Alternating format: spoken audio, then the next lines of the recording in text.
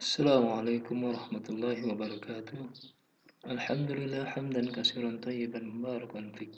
Kama yuhibbu rabbuna yardah. Wassalatu wassalamu ala sayyidina Muhammadin wa ala alihi wa sahbihi wasallam. Anak-anakku sekalian, setelah kita mempelajari tentang reproduksi pada manusia dan reproduksi pada tumbuhan, kali ini kita akan membahas materi tentang perkembangbiakan atau reproduksi pada hewan. Ada 4 poin nantinya akan diterangkan di sini, yaitu pertama poin perkembangbiakan secara aseksual atau vegetatif, kedua perkembangbiakan secara seksual atau generatif, ketiga tentang perkembangan hidup hewan, dan keempat tentang teknologi perkembangbiakan. Mari kita mulai dari hal yang pertama. Perkembangbiakan aseksual atau vegetatif. Ada beberapa hewan yang melakukan perkembangbiakan atau reproduksi secara vegetatif atau aseksual. Di antaranya ada 3 jenis di sini untuk perkembangbiakan secara vegetatif atau aseksual. Pertama, secara fragmentasi, di mana di sini hewan tersebut akan memotong dirinya menjadi 2 atau 3 bagian. Selanjutnya dari potongan-potongan tersebut akan mulai proses membentuk kembali menjadi individu atau hewan yang sempurna kembali. Seperti ini ya, ini terpotong kepalanya, nanti akan tumbuh ke bawah badannya dan bagian bawahnya. Ini terpotong tengahnya tumbuh atas dan bawahnya. Bawah tumbuh atas dan atasnya lagi. Nah, seperti ini ya. Contoh hewan yang melakukan fragmentasi adalah pada hewan planaria. Selanjutnya dengan membentuk tunas. Membentuk tunas di antara hewan-hewan tersebut ada hewan-hewan yang dengan membentuk tunas, dia tidak melakukan perkembangbiakan secara aseksual atau vegetatif dengan membentuk tunas. Nah, sini tunasnya akan makin membesar dan terus dia akan memisahkan diri dari induknya dan tumbuh menjadi hewan baru. Contohnya pada hewan Hydra, Porifera, dan Coelenterata. Selanjutnya adalah parthenogenesis. Parthenogenesis ini berasal dari bahasa Yunani, di mana berasal dari kata parthenos yang berarti virgin atau perawan, dan genesis yang berarti pembuahan.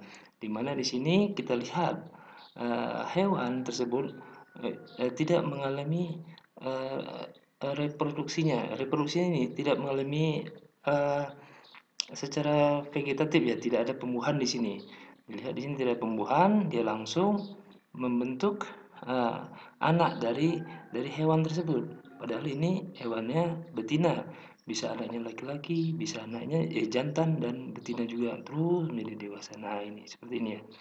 Contoh yang melakukan perkembangbiakan secara parthenogenesis ini adalah di sini ada lebah, ada semut, ada kutu daun, ada semut, ada lebah nih, ada kutu kutu air di sini.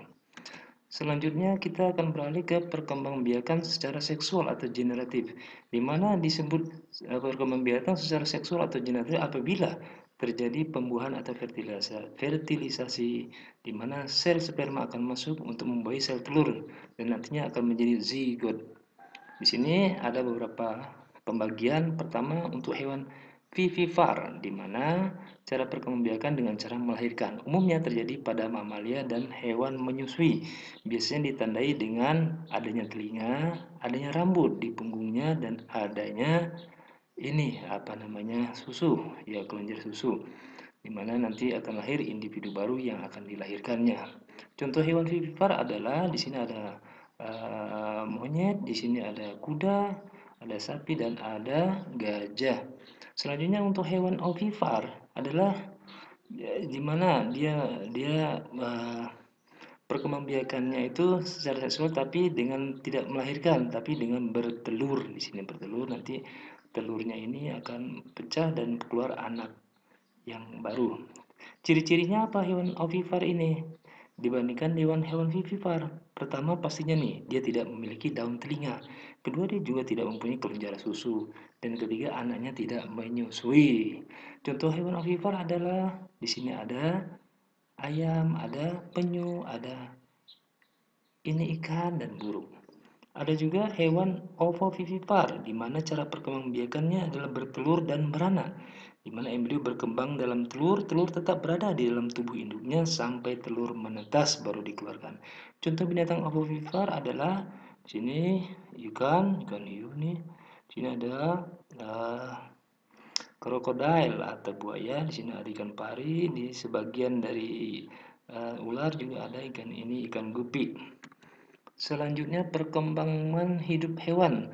Di sini perkembangan hidup hewan tuh dia bahwasannya hewan mengalami siklus hidup ya, di mana di sini terjadi telur, terus lama-lama menetas, timbul jadi anak ya, jadi hewan dewasa. Terus setelah hewan dewasa dia akan menghasilkan keturunan kembali.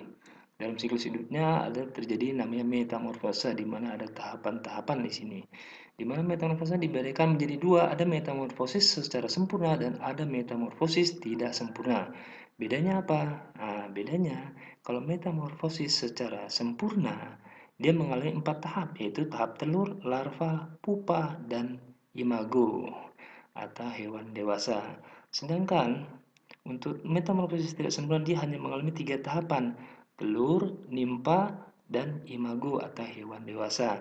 Contohnya apa? Contoh untuk hewan yang mengalami metamorfosis sempurna adalah di sini ada kupu-kupu. Nah, ya kan? Di sini ada kodok juga, di sini ada lebah juga. Sedangkan contoh hewan yang bermetamorfosis tidak sempurna adalah apa? Ini ada kecoa dan belalang. Ya, di sini juga ada contoh ini belalang biasa nih, belalang sembah ya. Selanjutnya ada teknologi perkembangbiakan, di mana di sini bagaimana caranya untuk mendapatkan hewan-hewan yang lebih mudah untuk diperbanyak ya. Mereka berpikir para ahli sehingga akhirnya mereka menghasilkan suatu ilmuwan bahwasannya diadakannya ini inseminasi buatan atau dalam dalam bahasa Indonesia dinamakan kawin suntik. Di mana manfaatnya apa inseminasi buatan ini? Dia efisiensi waktu. Nah, efisiensi waktu nggak nunggu hewannya lagi lama, kadang-kadang ya antara kelahiran satu dengan lahiran yang lainnya. Jadi tidak perlu menunggu waktu yang lama, bisa dipersingkat. Terus efisiensi biaya juga, efisiensi biaya dan memperbaiki kualitas keturunan juga. Gimana caranya? Bagaimana? Ya biasanya dimasukkan sperma dari hewan jantannya, dimasukkan ke dalam alat reproduksi betinanya. Di sini seperti ini caranya. Selanjutnya selesai materinya, kita akan ada tugas di sini, tugas materi yaitu sebutkan tahapan metamorfosa secara sempurna dan metamorfosa tidak sempurna. Jadi tolong sebutkan tahapannya apa-apa aja. 1, 2, 3, 4. 1, 2, 3. Nah, seperti itu. Demikian kita akhiri dengan doa kafaratul majelis. Subhanakallahumma wa bihamdika asyhadu an la ilaha illa anta astaghfiruka wa atubu ilaik. Wassalamualaikum warahmatullahi wabarakatuh.